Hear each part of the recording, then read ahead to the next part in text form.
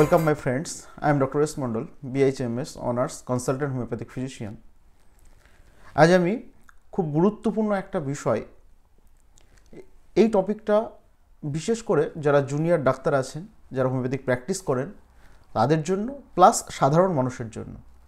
কারণ আমাদের কাছে যখন কোনো পেশেন্ট আসে, আমরা যখন ডিটেলস সমস্ত কিছু জিজ্ঞাসা করি, তখন অনেকেরই মনে সন্দেহ থাকে বা অনেকে জিজ্ঞাসা করে যে এত ডিটেলস কেন নিচ্ছেন, এত পাস হিস্ট্রি, ছোটোবেলাতে কী হয়েছে, ফ্যামিলি হিস্ট্রি, এরকমভাবে প্রত্যেকটা জিনিস যখন আমরা কালেকশন করি পেশেন্টের কাছে, তো স্বাভাবিকভাবেই পেশেন্টের মনে একটা সংশয় থাকে। তো সেই ডাউটগুলো আজকে ক্লিয়ার করার জন্য আজকের যে পোর্শনটা সেটা হচ্ছে কেস টেকিং। আমাদের কাছে যখন কোনো পেশেন্ট আসে, আমরা তার পুরো ডিটেলস, পুরো হিস্ট্রি যে কালেক্ট করি সেটাই হচ্ছে কেস টেকিং। পুরো কেস হিস্ট্রিটা আমরা রাইট ডাউন করে সেটাকে অ্যানালিসিস করে সেখান থেকে আমরা ওষুধ নির্বাচন করি। তো এই যে পদ্ধতি, that process is called case taking. তো এই কেস টেকিং নিয়ে আমি আলোচনা করব। এই কেস টেকিংয়ের যে আলোচ্য বিষয়, তার মধ্যে আজ কী কী থাকবে, তার মধ্যে আমরা কী কী আলোচনা করব, এটা একটা সিরিজ অফ ডিসকাশন। কেন বলছি এটা একটা সিরিজ অফ ডিসকাশন, এবং বেশ কিছু সিরিজে পার্টে আমি ভাগ করে পুরো ভিডিওটা আপলোড করব। আমি প্রথম পার্টে identification of the patient, second পার্টে দ্য প্রেজেন্ট কমপ্লেন, থার্ড পার্টে পাস হিস্ট্রি, ফোর্থ পার্টে ফ্যামিলি হিস্ট্রি, ফিফথ পার্টে পার্সোনাল হিস্ট্রি, সিক্সথ পার্টে গাইনোকোলজিক্যাল হিস্ট্রি, এবং সেভেন্থ পোর্শনে যেটা আমাদের সব থেকে আমাদের রত্নভাণ্ডার যাকে বলা হয়, আমাদের মেন পোর্শন মেডিসিন সিলেকশনের জন্য, that is the general symptom, physical general symptom, এবং অ্যাট লাস্ট সবার শেষে আমরা মেন্টাল জেনারেল নিয়ে আলোচনা করব। তো এই রকমভাবে প্রত্যেকটা সিকোয়েন্স অনুযায়ী আমি কিন্তু এই টপিকটার উপরে ডিসকাশন করব। আমি বিশেষ করে যারা জুনিয়র ডাক্তার আছেন তারা, প্লাস যারা সাধারণ মানুষ, তারা এই ভিডিওগুলো দেখেন, কারণ এই প্রত্যেকটা সিগনিফিক্যান্ট আছে, প্রত্যেকটার গুরুত্ব আছে, ইম্পর্টেন্স আছে, এবং সেগুলো আমি পুরো ডিটেলসে এক এক করে আলোচনা করব। অনেক দিন ধরে ভাবছি এটা একটা লং ডিসকাশন হবে, এবং এক একটা ভিডিওর লেন্থ হয়তো অনেকটা বড় হবে, বাট প্রত্যেকটার কিন্তু ইম্পর্টেন্স আছে। তো সেই কারণে আমি রিকোয়েস্ট করব সবাই স্কিপ না করে শেষ পর্যন্ত ভিডিওটা দেখবেন। তো প্রথমেই যে আমি আসি, আর যে পয়েন্ট যেটা নিয়ে আলোচনা করব, that is the identification of the patient. এই আইডেন্টিফিকেশন অফ দ্য পেশেন্ট থেকে কিন্তু আমরা অনেক ডিজিজের একটা প্রাইমারি ডায়াগনোসিস বা প্রাইমারি সিলেকশন অফ মেডিসিন কিন্তু আমাদের হয়ে যায়। যদি বলি কেন, তাহলে এই আইডেন্টিফিকেশন অফ দ্য পেশেন্টের মধ্যে কী কী আসছে, কোন কোন সাব অপশন আছে, সেটা নিয়ে একটু আলোচনা করি। প্রথম হচ্ছে নেম অফ দ্য পেশেন্ট। অবশ্যই আমরা জানি যে আইডেন্টিফাই করার জন্য নামের কিন্তু প্রয়োজন।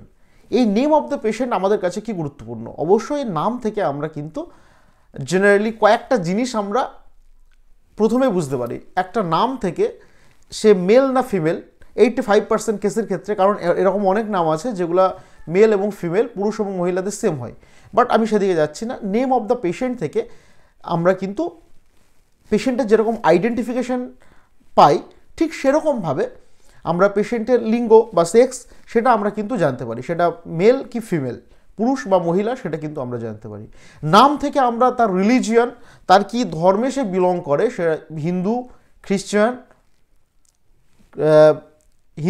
খ্রিশ্চান, মুসলিম, জৈন, বৌদ্ধ, এরকম বিভিন্ন রকমের যে রিলিজিয়ান আছে, বিশেষ করে তিনটে মোস্ট কমন ওয়ার্ল্ড ওয়াইড যে বড় ধর্ম, ইসলাম, হিন্দু এবং খ্রিশ্চান, সেগুলো কিন্তু আমরা আইডেন্টিফাই করতে পারি। কারণ আমি কেন বলছি, এই বেশ কিছু ডিজিজ আছে, বেশ কিছু রোগ আছে যেগুলো কিন্তু এক একটা কমিউনিটির প্রতি বেশি হয়, কিন্তু বেশি হয়, এবং কিছু কিছু ডিজিজ আছে এক একটা কমিউনিটির প্রতি প্রিভেন্টেবল, তো সেই জিনিসপত্রগুলো একটু আমি আলোচনা করি। বা তাহলে কি বললাম, যেমন বেশ কিছু ডিজিজ আছে যেগুলো হচ্ছে হিন্দু কমিউনিটির মধ্যে একটু বেশি হওয়ার পসিবিলিটি, যেমন ইনফেকশিয়াস ডিজিজ, কার্ডিওভাস্কুলার ডিজিজ, এবং বিভিন্ন টাইপের infectious disease, dietary disease, metabolic disease, এই টাইপের ডিজিজগুলো হওয়ার পসিবিলিটি কিন্তু অনেকটা বেশি। ডায়রিক ডিজিজ বা অ্যাকিউট ডায়রিয়াক বা ডিসেন্ট্রিক প্রবলেম যেগুলো, বা অ্যাকিউট গ্যাস্ট্রোইন্টেস্টিনাল প্রবলেম, সেগুলো হওয়ার পসিবিলিটি বেশি। আবার মুসলিম কমিউনিটির মধ্যে কিন্তু বিভিন্ন জেনেটিক ডিসঅর্ডার যেগুলো, বিভিন্ন টাইপের জেনেটিক ডিসঅর্ডার হওয়ার প্রবণতাও কিন্তু বেশি। কারণ কনসাঙ্গুইনাস ম্যারেজ বলে যে মানে আত্মীয়ের একদম নিকটাত্মীয়ের মধ্যে বিবাহের যে সম্পর্ক সেটা কিন্তু মুসলিম কমিউনিটিতে একটু বেশি হয়, সেই কারণে এই রকম টাইপের জেনেটিক ডিসঅর্ডার হওয়ার প্রবলেম বা প্রবাবিলিটি কিন্তু একটু বেশি। আবার মুসলিম কমিউনিটিতে বেশ কিছু ডিজিজ আছে যেগুলো কিন্তু প্রিভেন্টেবল, যেমন কি বিভিন্ন টাইপের সেক্সুয়াল ট্রান্সমিটেড ডিজিজ, যেমন HIV এইরকম টাইপের। এবং যেহেতু homosexuality is a completely prohibited in Islam, তাহলে সেই ক্ষেত্রে কিন্তু এই টাইপের ডিজিজ হওয়ার পসিবিলিটি কিন্তু অনেক কম ইন দ্য মুসলিম কমিউনিটি। আবার এগুলো ছাড়াও আরও কিছু বলা যায়, যেমন মুসলিম কমিউনিটিতে সুইসাইডাল যে বা আত্মহত্যা যেটা, সেটাকে কিন্তু কমপ্লিটলি প্রোহিবিটেড করা হয়েছে এবং ইটস এ মেজর এবং গ্রেটেস্ট গিল্টি বা একটা চরম অপরাধ। তো সেহেতু কিন্তু মুসলিম কমিউনিটির মধ্যে কিন্তু এই সুইসাইডাল যে টেন্ডেন্সি বা সুইসাইড এটা কিন্তু কম্পারেটিভলি অনেক কম দেখা যায়। আবার অ্যালকোহল কনজামশন সেটা কিন্তু মুসলিম কমিউনিটির মধ্যে যেহেতু প্রোহিবিটেড হওয়ার জন্য, নিষেধ হওয়ার জন্য, কিন্তু অ্যালকোহল কনজামশনটা কিন্তু মুসলিম কমিউনিটির মধ্যে অনেক কম, বা এখানে cirrhotic liver disease, alcoholic liver disease কিন্তু কম্পারেটিভলি অনেক কম হয়। তো হিন্দু কমিউনিটির মধ্যে বেশ কিছু প্রবলেম বা ব্যালানাইটিস বা প্রিপিউসে পেনিসের অগ্রভাগে যে ইনফেকশন হয়, সেখানেও যেহেতু মুসলিমরা খাতনা বা সার্কামসিশন সেখানে করে, সেই কারণে কিন্তু সেখানে ইনফেকশনের প্রবণতাও কিন্তু কম্পারেটিভলি অনেক কম। কিছু কিছু ডিজিজ হিন্দু কমিউনিটির মধ্যে প্রিভেন্টেবল এবং হিন্দু কমিউনিটির মধ্যে হওয়ার প্রবণতা বেশি, কিছু কিছু ডিজিজ মুসলিম কমিউনিটির মধ্যে প্রিভেন্টেবল এবং আবার কিছু কিছু ডিজিজ মুসলিম কমিউনিটির মধ্যে হওয়ার প্রবণতা বেশি। সেরকমভাবে প্রত্যেকটা আমরা রিলিজিয়ান থেকে কিন্তু এত কিছু আমরা জানতে পারি।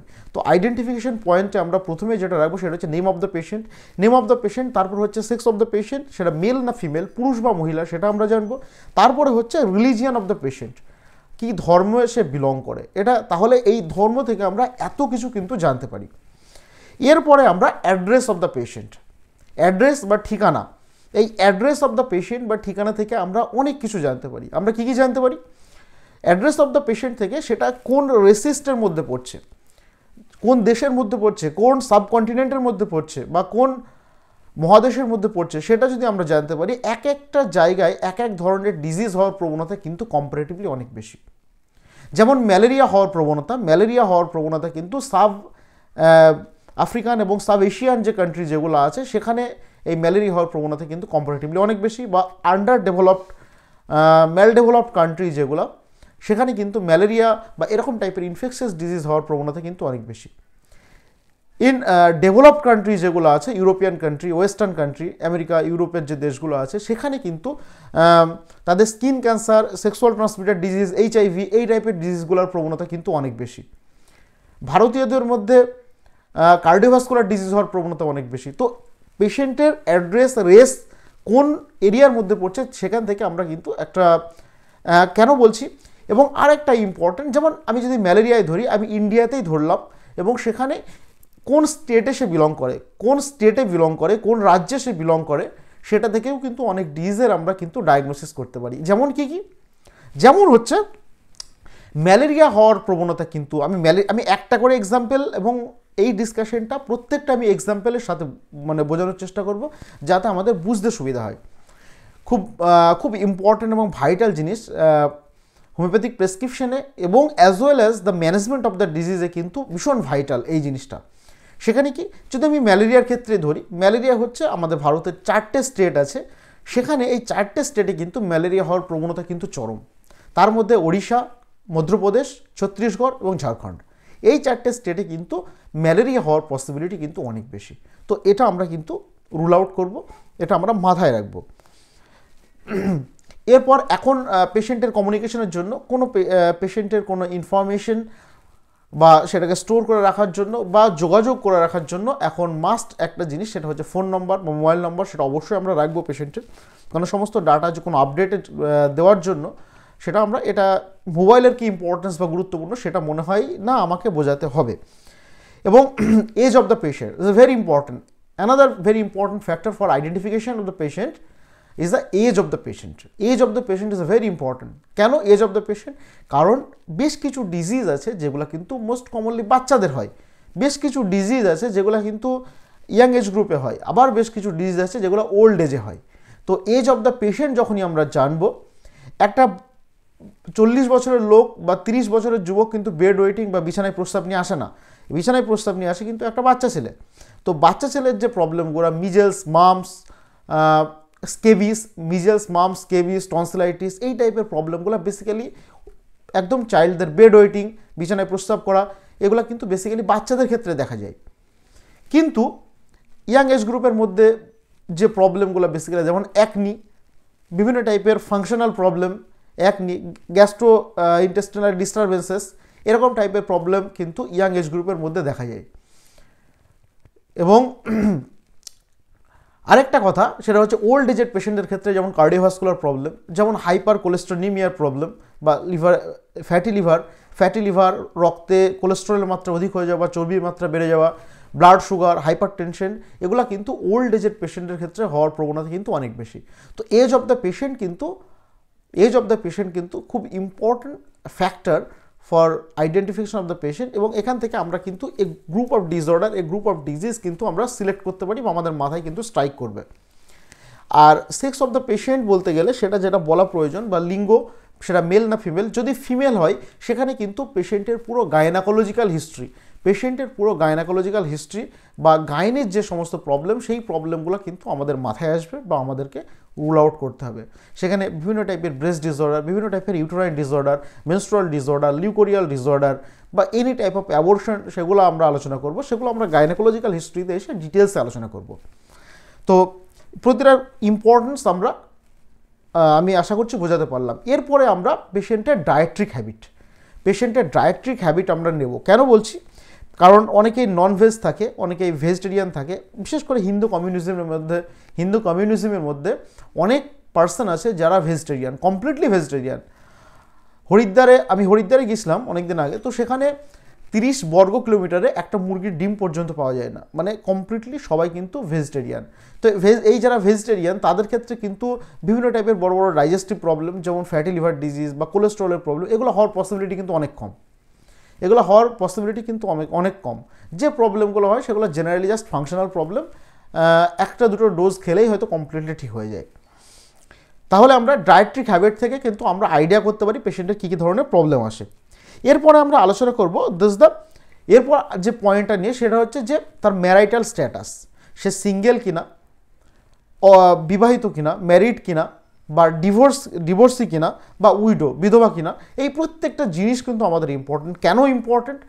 একটা পেশেন্ট এসছে, তার বয়স 40 বছর বা 45 বছর, সে পেশেন্টটা বিয়ে করেনি। কেন বিয়ে করেনি? আমরা যখন হিস্ট্রি নিতে গিয়ে দেখলাম তখন দেখলাম যে তার অনেকগুলো বোন ছিল, সে বোনদের বিয়ে দেওয়ার জন্য বা familial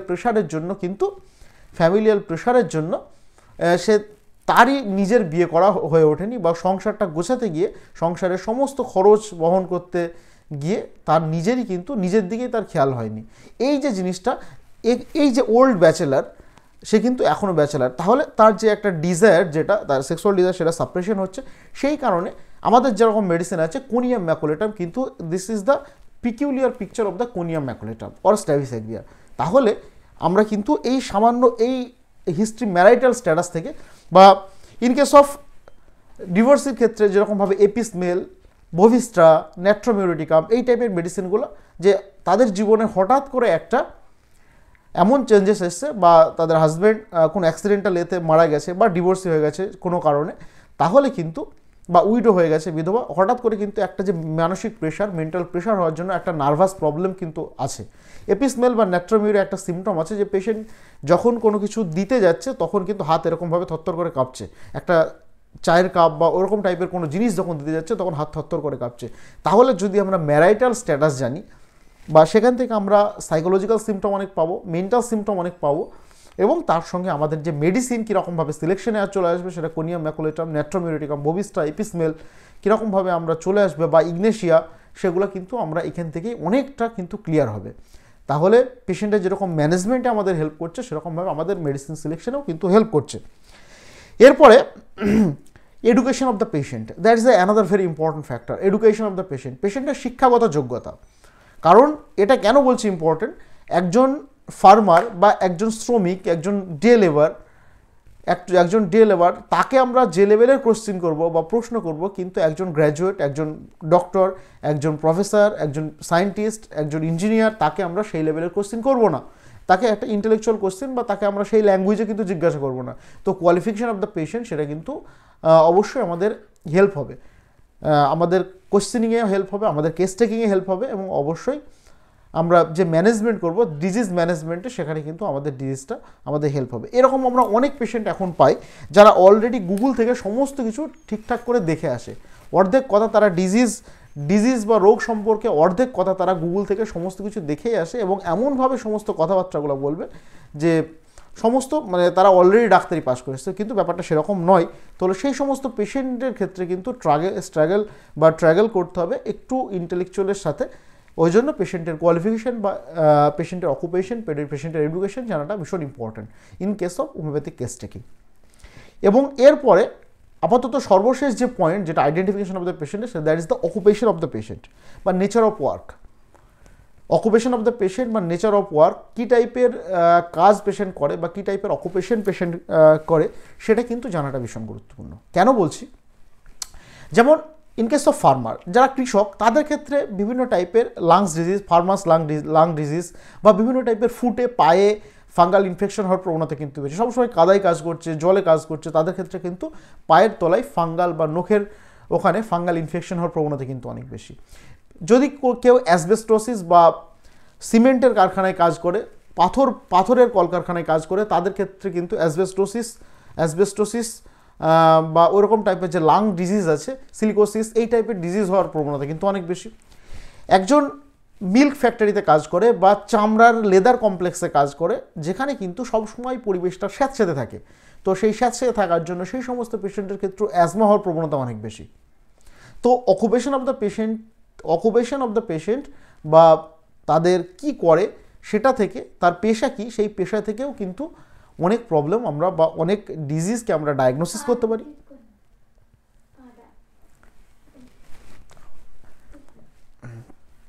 occupation of the patient থেকে আমরা কিন্তু পেশেন্টের সমস্ত ডিটেলস কিন্তু আমরা জানতে পারি। এবং এগুলো ছাড়াও যেরকম হেডেক, মাথার যন্ত্রণা, স্কুল গার্ল, বিশেষ করে যারা স্কুলে পড়ে যে সমস্ত বয়সে, তো সেই বয়সের বাচ্চাদের ক্ষেত্রে কিন্তু মাথার যন্ত্রণা আসতেই পারে, স্কুল গার্ল হেডেক। তো অকুপেশন জানাটা আমাদের ভীষণ ইম্পর্টেন্ট। তো আইডেন্টিফিকেশন অফ দ্য পেশেন্টের মধ্যে তাহলে এখনও কিন্তু আমরা কেস টেকিংয়ে ঢুকেইনি, just identification of the patient. আমি যে কেস টেকিং শিটটা শেয়ার করি আপনাদেরকে, সেখানে দেখবেন name of the patient, age, sex, address, mobile number, এরকমভাবে একটা প্রাইমারি আইডেন্টিফিকেশন অফ দ্য পেশেন্টের কিন্তু আমার স্টোর থাকে বা সেখানে রাইট ডাউন করার একটা জায়গা আছে, এবং প্রত্যেকটা পেশেন্টের ডিটেলস আমি নিই, কারণ সেখান থেকে আমার অর্ধেকটা কাজ কিন্তু শুধুমাত্র এই আইডেন্টিফিকেশন অফ দ্য পেশেন্ট থেকেই হয়ে যায়। তো আইডেন্টিফিকেশন অফ দ্য পেশেন্টের মধ্যে কী কী সিমটম থাকছে, name of the patient, age of the patient, sex of the patient, religion of the patient, address of the patient, occupation of the patient এবং মোবাইল নম্বর, এবং তার সঙ্গে পেশেন্টের ডায়েট্রিক হ্যাবিট, সে ভেজিটেরিয়ান, ননভেজ অর ভেজ, এবং তার সঙ্গে marital status, single, divorced, widow এবং ম্যারিড, সেটা কোন স্ট্যাটাসে সেগুলো, এবং তার সঙ্গে এডুকেশন অফ দ্য পেশেন্ট এবং অ্যাট লাস্ট বা অকুপেশন অফ দ্য পেশেন্ট। এই প্রত্যেকটা জিনিস কিন্তু আমরা এখান থেকে জানতে পারি। এবং পরের যে পার্টে আমি ডিসকাশন করব প্রেজেন্ট কমপ্লেন, এক একটা পার্ট করে আমি ডিসকাশন করার চেষ্টা করব, কারণ প্রত্যেকটার ইম্পর্টেন্স, প্রত্যেকটার মেডিসিন দিয়ে, প্রত্যেকটার ওষুধ নিয়ে কম্পারেটিভ একটা আলোচনা ডিসকাশন আমি করব। এবং ইউটিউবে হয়তো এর আগে এরকম টাইপের complete video about case taking খুব কমই হয়তো আছে, এবং এটা একটা পূর্ণাঙ্গ ভিডিও হতে চলেছে। তাই আমি রিকোয়েস্ট করব প্রত্যেকটা সিরিজ পুঙ্খানুপুঙ্খভাবে প্রথম থেকে শেষ পর্যন্ত দেখুন। এবং এই ধরনের হেলথ রিলেটেড আরও ইনফরমেশন সবার আগে পাওয়ার জন্য আমার official YouTube channel doctor S Mondal official এবং আমার ফেসবুক পেজ এবং Instagram ID doctor S Mondal official, সেটাকে আপনারা সাবস্ক্রাইব করে রাখুন, ফলো করে রাখুন, এবং ইউটিউবে পাশে থাকা বেল আইকনটি অন করে রাখুন। Thank you everyone.